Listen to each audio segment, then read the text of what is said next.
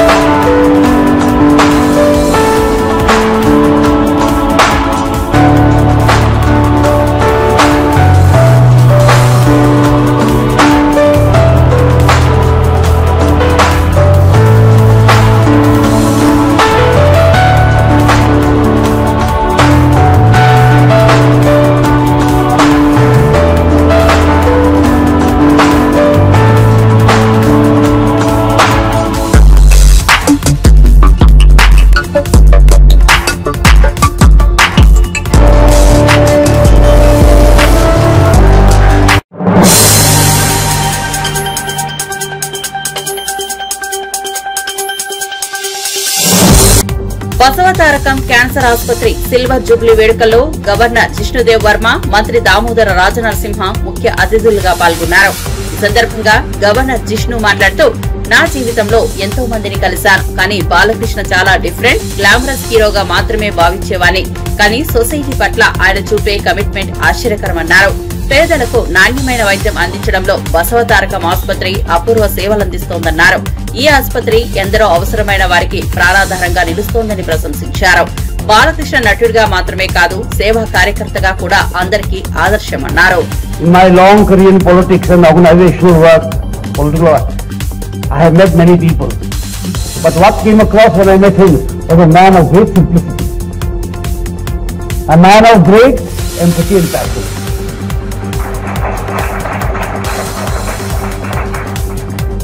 What I expected was a very, glamorous hero. But he was a different kind of hero, a hero with compassion. A hero with dedication, a hero with commitment. He told me how he lost his mother and how in the memory of his mother he had made this institution, which is one of the best in this nation. And I am very delighted to be here on this 25th anniversary of the hospital and to inaugurate the state-of-the-art mission that will help give lives to many cancer patients. Your chairman said two lines which I was hearing him speak. He said two lines are very nice. He said, this hospital does not see who you are or what you have. It tries to give life to everyone. And that I would say is the greatest social justice you can do. To give quality health care to all, irrespective of their bank balance, their status in society, who they are. Because life is meant for everyone. The right to life is the most sacred right.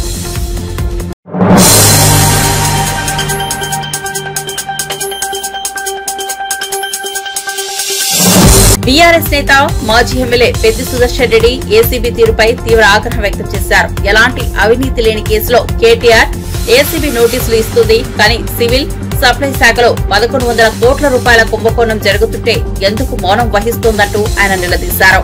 త్వరలో దీనిపై చర్యలు తీసుకోకపోతే civil supply Bhavan ఎదుట BRS ఆధ్వర్యంలో పెద్ద స్థాయిలో ధర్నా నిర్వహించనున్నట్లు హెచ్చరించారు.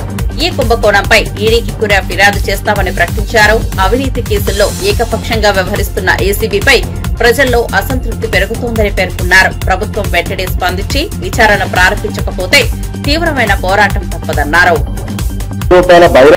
రాబోయేటువంటి వారం రోజుల్లో మా కేటీఆర్ గారు వర్కింగ్ ప్రెసిడెంట్ గారు వచ్చిన తర్వాత సివిల్ సప్లైస్ భవన్ ముందట పెద్ద ఎత్తున బీఆర్ఎస్ పార్టీ ఈ కుంభకోణాన్ని నిరసిస్తూ ఈ అక్రమ వసూళ్లను ఆపాలని, వసూలైనటువంటి 1100 కోట్ల రూపాయలు మరి సివిల్ సప్లైస్ డిపార్ట్మెంట్ ఖాతాలో జమ చేయాలనేటువంటి డిమాండ్ మీద ఖచ్చితంగా మేము బీఆర్ఎస్ పార్టీ పెద్ద ఎత్తున ధర్నా చేపట్టబోతుంది. పార్టీ పరంగా ఫిర్యాదు కూడా ఈడీ దృష్టికి, సిబిఐ దృష్టికి ఈ ఆధారాలన్నీ కూడా సమర్పిస్తూ రాష్ట్ర పార్టీ బీఆర్ఎస్ పార్టీగానే దీని ఫిర్యాదు కూడా మేము చేయబోతున్నాము. మాట మాటకు నోటీసులు ఇచ్చేటువంటి ఏసీబీ వాళ్ళు ఈ 1100 కోట్ల రూపాయల బహిరంగ వసూళ్లు జరుగుతుంటే ఏసీబీ ఎక్కడ నిద్రపోతున్నది? మరి వాళ్ళ 1100 కోట్ల రూపాయల వసూలైన రసీదులను కూడా మార్కెట్ లో దిగుతున్నాయి కదా, ఎందుకు బిడ్డర్స్ కు సంబంధించి కానీ లేదా ప్రభుత్వంలో జరిగినటువంటి ఇల్లీగల్ ట్రాన్సాక్షన్ మీద ఎందుకు ఏసీబీ రావటం లేదు? అంటే రేవంత్ రెడ్డి అనుమతి లేదు కాబట్టి. ఒక ప్రభుత్వం దొంగ పని చేస్తుందని చెప్పి కేసు ఫైల్ అయితే ప్రభుత్వంగా ఎప్పుడైనా 16 నెలలుగా కౌంటర్ వేయకుండా తప్పించుకున్నటువంటి చరిత్ర పైన ఉంటుందా ఒక కేసులో? కోర్టు నోటీసులు ఇచ్చిన తర్వాత కూడా వసూలైనాయి. అంటే చట్టం పట్ల ఈ కాంగ్రెస్ ప్రభుత్వానికి న్యాయ వ్యవస్థ పట్టినటువంటి గౌరవం ఏర్పడదో ఈ యొక్క కేసు మనకు రుజువు చేస్తా ఉన్నది. ఇప్పటికీ 1200 కోట్ల రూపాయలు బోనస్ రూపంలో బోగస్ మాటలు చెప్పి రైతులకు బాకీ పడ్డది. స్థానిక సంస్థల ఎన్నికలు వస్తున్నాయి కాబట్టి రైతు భరోసా ఇస్తామంటున్నారు. 1200 కోట్ల రూపాయల బోనస్ కూడా బకాయి చెల్లించకుండా రైతులు ఉడికిచ్చి కొడతారు. ఊళ్ళలో కాంగ్రెస్ పార్టీ ఎమ్మెల్యేలను, మంత్రులను ఉడికిచ్చి కొడతారు రైతులు ఖచ్చితంగా. మరి రైతులకు బోనస్ ఇస్తామన్నటువంటి బోనస్ పైసలు మాత్రం 1200 కోట్ల రూపాయలు మీరు చెల్లించారు. ఇదంతా అన్యాయం. 1,00,000 మెట్రిక్ టన్నుల దొడ్డు బియ్యము ముక్కిపోతున్నాయి అని చెప్పి వార్తలు రాయిస్తా ఉన్నారు. ఈ ఎంతో కొంత రేటుకు అమ్ముకొని అందులో కూడా ఏలు పెట్టాలి. ఇది ఉత్తమ్ కుమార్ రెడ్డి యొక్క డ్రామా. బీజేపీ హస్తం కూడా ఇలా లేకపోతే వాళ్ళు ఎందుకు దీని మీద ఆందోళన చేస్తలేరో, ఎందుకు దీని మీద మరి కోర్టును కానీ లేదా ఇతర కంప్లైంట్స్ ఎందుకు చేయటం లేదో బీజేపీ పార్టీ కూడా ఆత్మవిమర్శ చేసుకోవాలని చెప్పి బీఆర్ఎస్ పార్టీ కోరుతా ఉన్నది.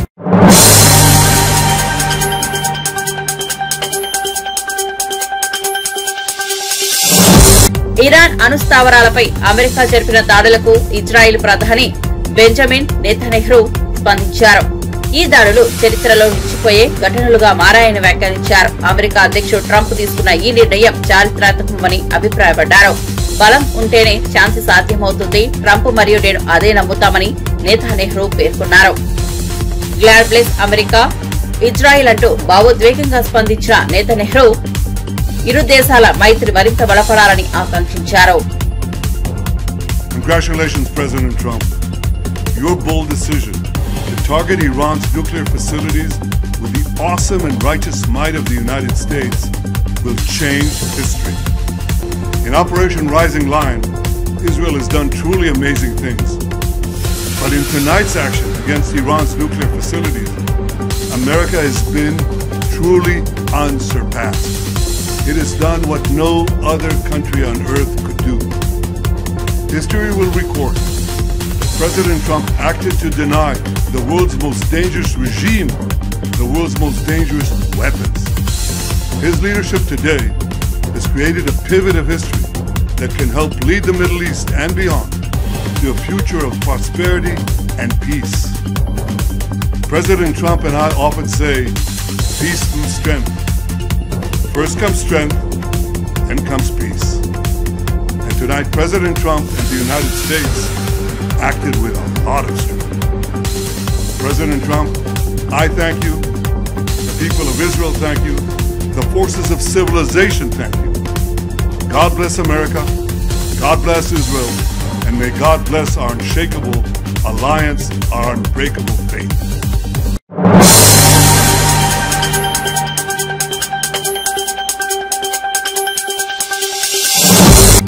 బసవతారకం క్యాన్సర్ ఆసుపత్రి సిల్వర్ జూబ్లీ సందర్భంగా నిర్వహించిన వేడుకల్లో సినీ నటుడు హిందూపురం ఎమ్మెల్యే బాలకృష్ణ ముఖ్య అతిథిగా పాల్గొన్నారు. ఈ సందర్భంగా పైలాన్ ఆవిష్కరించారు. ఆసుపత్రి ద్వారా ఎవరూ నయం చేయలేని రోగాలకు చికిత్స అందిస్తున్నామని ఈ కంటే గొప్ప విషయం ఏముంటుందన్నారు. ఈ ఆసుపత్రి తన తల్లి కోరిక మేరకు స్థాపించామని గుర్తు చేశారు. క్యాన్సర్ వ్యాధితో పోరాడే ప్రతి ఒక్కరికి నాణ్యమైన వైద్యం అందించడమే లక్ష్యమన్నారు. ఈ సేవా కార్యక్రమానికి ఎంతో మంది దాతలు సహకరించారని, వారి సహాయంతోనే ఈ స్థాయికి చేరుకున్నామని తెలిపారు. దేశంలోనే అగ్రగామిగా మారే దిశగా ఆసుపత్రి అభివృద్ధి చెందుతుందన్నారు. ఈ యొక్క ప్రయాణంలో మా ప్రస్థానంలో అంటే నేను 15 సంవత్సరాలైంది ఈ ఆసుపత్రికి మేనేజింగ్ ట్రస్టీగా బాధ్యతలు స్వీకరించి.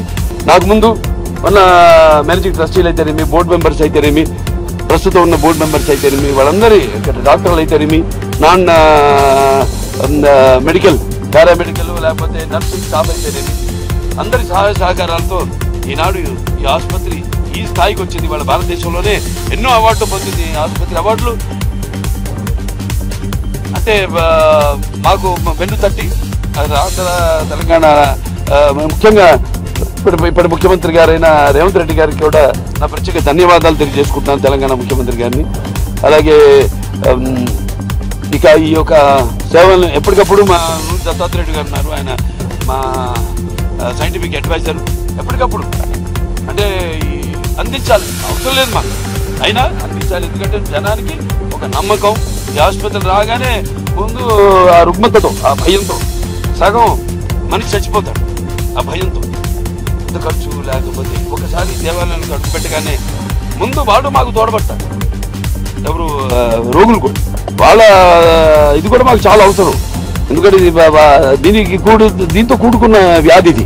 ఒకసారి దీంట్లో అడుగు పెట్టగానే అలాగే మా స్టాఫ్ ఎప్పటికప్పుడు బ్రహ్మాండంగా వాళ్ళ కంపాషన్ ప్రేమతో, అలాగే మా సోషల్ డిపార్ట్మెంట్ అయితేనేమి వాళ్ళకి మంచి సలహాలు ఇస్తూ ధైర్యం ఇస్తూ, అలాగే ఎంతోమంది ఎన్నో కేసులు ఎవరు ఛేదించలేని ఈ కేసుల్ని మేము ఇక్కడ ట్రీట్ చేసి వాళ్ళు బ్రహ్మాండంగా పూర్తిగా రోగం నయమై వాళ్ళు ఎంతో సంతోషంగా వాడు ఉద్యోగాలు చేసుకుంటూ సంతోషంగా ఉన్నారు.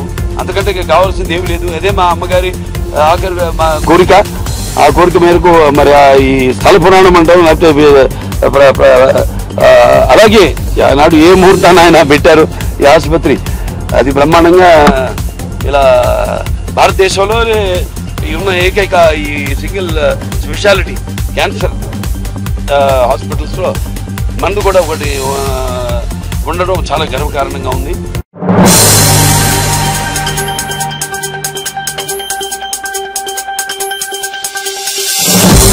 అమెరికా అధ్యక్షుడు డొనాల్డ్ ట్రంప్ దేశ ప్రజలను ఉద్దేశించి చేసిన ప్రసంగంలో ఇరాన్ పై జరిపిన దాడులను చారిత్రక క్షణంగా అభివర్ణించారు.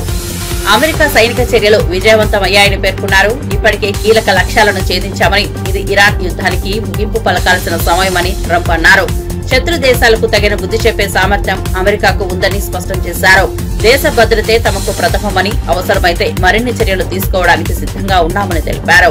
ఈ దాడులతో మిడిల్ ఈస్ట్ లో భద్రతా సమీకరణాలు మారనున్నాయని విశ్లేషకులు అంచనా వేస్తున్నారు. By the world's #1 state sponsor of terror. Tonight I can report to the world that the strikes were a spectacular military success. Iran's key nuclear enrichment facilities have been completely and totally obliterated. Iran, the bully of the Middle East, must now make peace. If they do not, future attacks will be far greater and a lot easier. For 40 years, Iran has been saying death to America, death to Israel. They have been killing our people, blowing off their arms, blowing off their legs with roadside bombs. That was their specialty. We lost over 1,000 people, and hundreds of thousands throughout the Middle East and around the world have died as a direct result of their hate. In particular, so many were killed by their general, Qasem Soleimani. I decided a long time ago that I would not let this happen. It will not continue. I want to thank and congratulate Prime Minister Bibi Netanyahu. We worked as a team like perhaps no team has ever worked before. And we've gone a long way to erasing this horrible threat to Israel. I want to thank the Israeli military for the wonderful job they've done. And most importantly, I want to congratulate the great American patriots who flew those magnificent machines tonight, and all of the United States military on an operation the likes of which the world has not seen in many, many decades. Hopefully we will no longer need their services in this capacity. I hope that's so. I also want to congratulate the chairman of the Joint Chiefs of Staff, General Dan Raisin Kane, spectacular general, and all of the brilliant military minds involved in this attack. With all of that being said, this cannot continue. There will be either peace or there will be tragedy for Iran far greater than we have witnessed over the last 8 days. Remember, there are many targets left. Tonight's was the most difficult of them all, by far, and perhaps the most lethal. But if peace does not come quickly, we will go after those other targets with precision.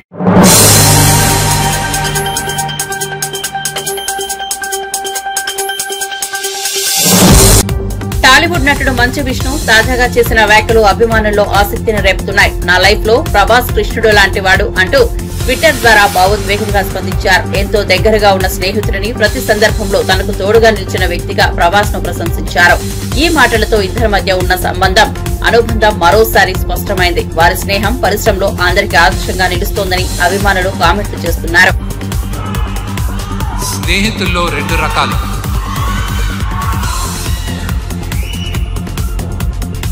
కృష్ణుడిలాగా, కర్ణుడిలాగా.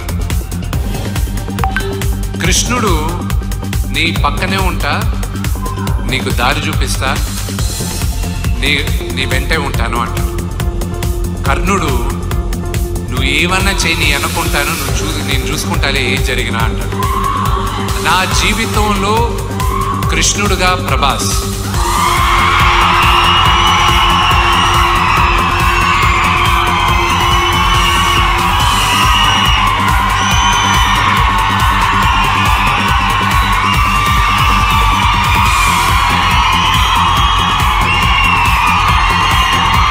అతని cinema చేయాల్సిన అవసరం లేదు, కానీ తను కేవలం నాన్నగారి పైన ప్రేమ, అభిమానం, గౌరవంతో ఒప్పుకున్నాడు. అది నేను ఈ రోజుకి ఏడిపిస్తుంటాను. వెళ్ళ నువ్వు నాన్నగారి కోసం చేస్తావు, నా కోసం చేయలేదు, అంతే కదా, బావ కోసమే కదా చేయాలి అంటూ ఉంటాడు. తన గురించి ఎంత చెప్పినా తక్కువే. ఇక్కడ వచ్చిన ప్రభాస్ అభిమానులందరికీ ఒక్కటే చెప్తాను, ఈ లైవ్ షో చూసే వాళ్ళకు కూడా ఒకటే చెప్తాను, అతన్ని ఒక స్టార్గా మీరు ప్రేమించేదానికన్నా నేను విపరీతంగా ప్రేమించేది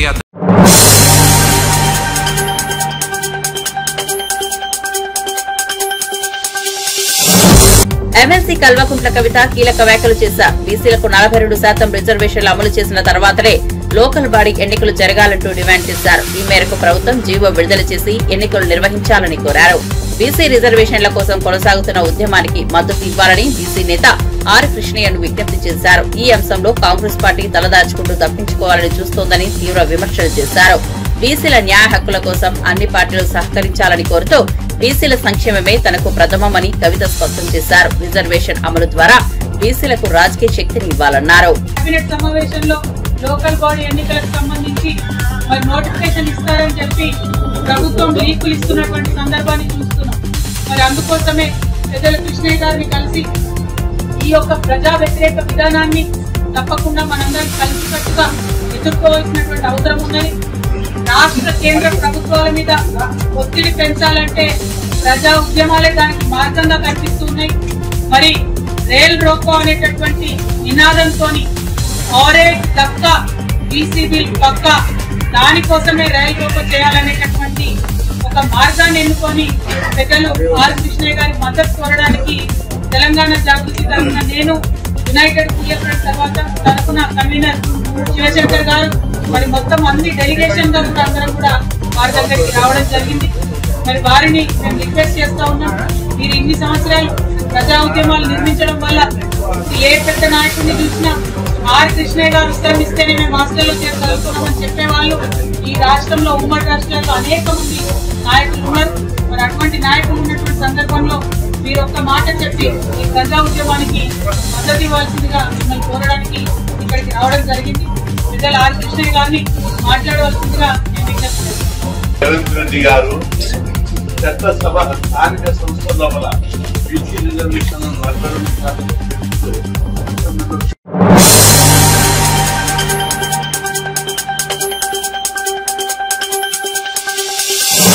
మంత్రి నారా లోకేష్ పై వైసీపీ సీనియర్ నేత అంబటి రాంబాబు తీవ్ర వ్యాఖ్యలు చేశారు. నీ నాన్నను 53 రోజుల్లో జైల్లో పెట్టానన్న కక్షతోడే ఇంతమందిని లోపలికి పంపిస్తున్నా, వాళ్ళంతా కక్ష పెంచుకుంటే నీ పరిస్థితి ఏమవుతుందో ఆలోచించంటూ ఆయన హెచ్చరించారు. మేమెప్పుడూ మనోధైర్యాన్ని కోల్పోమని, అన్ని పరిస్థితులకు సిద్ధంగా ఉన్నామన్నారు. రాజకీయాల్లో ఉండాలంటే మనోధైర్యం ఉండాలి, మేము అదే నిర్ణయించుకున్నాం, ఎంతకాలం జైల్లో పెడతారో చూసి తీరుతామంటూ బలమైన మాటలతో స్పందించారు. అంబటి వ్యాఖ్యలతో రాష్ట్ర రాజకీయాల్లో విమర్శల పోరు మరింత రేగింది. మనం చేస్తున్నా నారా చంద్రబాబు నాయుడు గారిని 53 రోజులు లోపల పెడితే వాళ్ళ అబ్బాయి కక్ష తీర్చుకుంటున్నాడు. అంతేగా మమ్మల్ని లోపల పెడితే మేమెంత కక్ష తీర్చుకోవాలి? ఆలోచించుకో లోకేష్. మీ నాన్నని 53 రోజులు లోపల పెట్టారనే కదా ఇంతమంది లోపల పెడుతున్నావు. నెల తరబడి లోపల ఉంటున్నారు. వాళ్ళ కుటుంబాలన్నీ కక్ష పెడితే నీ పరిస్థితి ఏంటో ఆలోచించుకో. మమ్మల్ని కక్ష పెట్టి లోపల పెట్టిస్తావా? మనోధైర్యాన్ని ఈషన్ మాత్రం కూడా కోల్పోయే పని లేదు. మనోధైర్యాన్ని కోల్పోయే వాళ్ళు రాజకీయాల్లోనే ఇవాళ లోకేష్ రెడ్ బుక్ రాజ్యాంగంలో ఉండడానికి లేని పరిస్థితి. మనోధైర్యంతో ఉన్నవాళ్లే ఇవాళ రాజకీయాల్లో ఉండాలని నిర్ణయించుకున్నాం. మా మనోధైర్యాన్ని కోల్పోము. ఈ క్రమంలో ఈ పోలీసు వారు పచ్చ చొక్కాలు వేసుకుని పరిపాలన చేసే పోలీసులు కొంతమంది, అందరినీ అన్నాం, వాళ్ళు చేసే క్రమంలో, మా మీద కేసులు పెట్టే క్రమంలో, మమ్మల్ని అరెస్ట్ చేసే క్రమంలో, మమ్మల్ని హింసించే క్రమంలో ఏమైనా సిద్ధం. దాని సందేహం లేదు. 4 ఏళ్ళు పెట్టుకుంటారా, సంవత్సరం పెట్టుకుంటారా? జగన్మోహన్ రెడ్డి గారి లాగా 15 ఏళ్ళు పెట్టుకుంటారా? జైలు పెట్టుకోండి, చూస్తాం సంగతి ఏంటో. జైలు ప్రాణాలు పోతాయా చూస్తాం. అది కూడా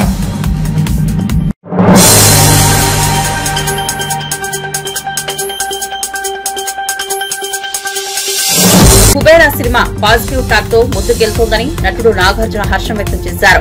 సినిమా సక్సెస్ మీట్ లో మాట్లాడుతూ శేఖర్ కమలతో ఎప్పటి నుంచో సినిమా చేయాలని అనుకున్నట్లు గుర్తు చేశారు.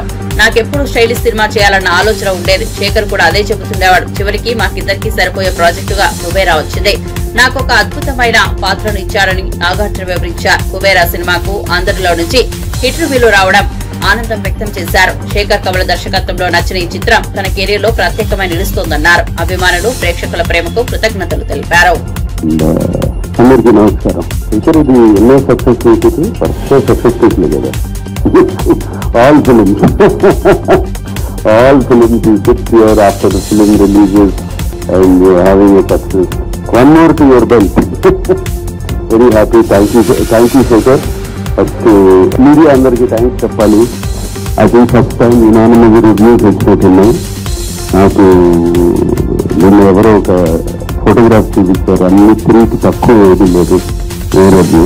అండ్ అంత యునానిమస్ గా వచ్చిందంటే అంత యునానిమస్ గా నచ్చింది అనమాట. So thank you very much దానికి. అండ్ ముందుగా నాకు అఫ్కోర్స్ సునీల్కి థ్యాంక్స్ చేయడం. ఫ్యామిలీ ఆల్వేస్ సునీల్తో ఇప్పుడు ఫ్యామిలీ సినిమా చేసినా చేయకపోయినా ఏదో ఉంటుంది మాకు. బట్ శేఖర్తో నాకు ఎప్పటి నుంచో సినిమా చేయాలని ఉంది. Actually before Sumanth work, before Amala work, before Chaitanya పని చేసినప్పుడు దానికన్నా ముందు నుంచి శేఖర్తో ఎప్పుడు కలుస్తూ ఉంటాం, సినిమా చేయాలంటాం.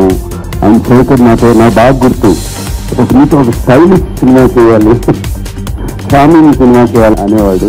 బట్ ఫైనలీ మా ఇద్దరి మధ్యన రాత ఎలా రాసింది. Such a beautiful character journey. నాకు రొటీన్ సినిమాల నుంచి ఒక కొత్త క్యారెక్టర్ చేయాలి. సినిమాలో నేను ఆడియో రిలీజ్ టీవీలో కూడా చెప్పాను, సినిమాలో ఒక పాత్రగా చేయాలి. అండ్ శేఖర్ ఈ సినిమాలో ఫుల్ ఫిల్మ్ ఇస్ లైక్, నేను మాయాబజార్ అనే సినిమాతో కూడా కంపేర్ చేశాను అప్పుడు. అలాగే దాంట్లో హీరో ఎవరు అన్నాను. అలాగే నిశ్చమలో చూస్తే హీరో ఎవరు, గొండెమ్మ కథలో చూస్తే హీరో ఎవరు, it is no, it is only the director. And ఇప్పుడు కూడా చెప్తున్నాను, ఇది శేఖర్ కమల్ గారు ఫిలిం. ఇది అవుట్ అండ్ అవుట్ ఈ ఫిలిం. ప్రాణం పోస్తారు ఈ సినిమాకి నాకు తెలుసు.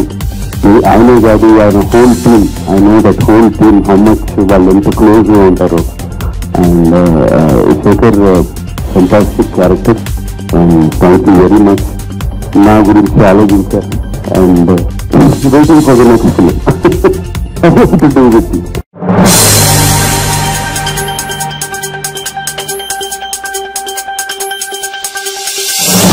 యాదగిరిగుట్ట శ్రీ లక్ష్మీ నరసింహస్వామి ఆలయంలో వైష్ణవ ఏకాదశి పర్వదినం వేడుకలు అద్భుతంగా జరిగాయి.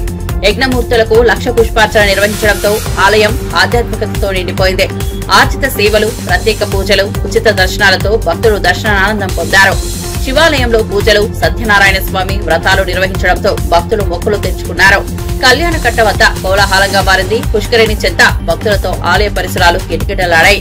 ప్రత్యేక ఉచిత దర్శనాల క్యూ లైన్లో భక్తులు బారులు తీరారు. యాదాద్రిలో ఏర్పాట్లతో భక్తులు తృప్తిగా దర్శనం పొందినట్లు తెలిపారు.